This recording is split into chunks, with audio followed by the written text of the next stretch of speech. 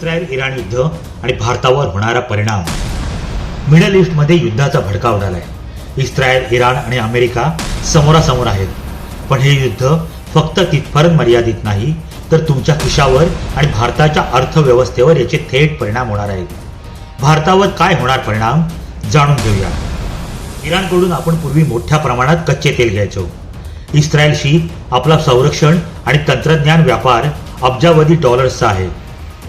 तसंच भारताचा Chabahar port प्रकल्प आणि IMEC कॉरिडॉर या युद्धामुळे संकटात येऊ शकतो.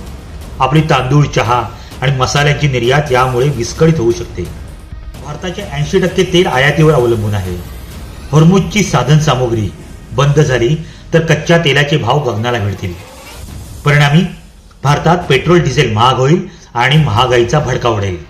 अन्नधान्य आणि भाजीपाल्याचे वाहतूक दर वाढल्याने सर्वसामान्यांचं बजेट कोलमडेल. अनिश्चिततेमुळे गुंतवणूकदार शेअर बाजारातून पैसा काढून घेतात, ज्यामुळे मार्केटमध्ये मोठी घसरण होऊ शकते. पण अशा वेळी सोन्याला सेफ हेवन मानलं जातं. त्यामुळे सोन्या चांदीचे भाव विक्रमी पातळी गाठू शकतात. तुमचा पोर्टफोलिओ लाल रंगात दिसण्याची शक्यता आहे. मिडल ईस्टमध्ये लाखो भारतीय काम करतात. त्यांच्या सुरक्षेचा आणि रेमिटन्सचा, परकीय चलनाचा प्रश्न गंभीर होईल. भारताला अमेरिका आणि इराण या दोघांशीही संबंध टिकवून ठेवण्याचं मोठं आव्हान पेलावंच लागेल.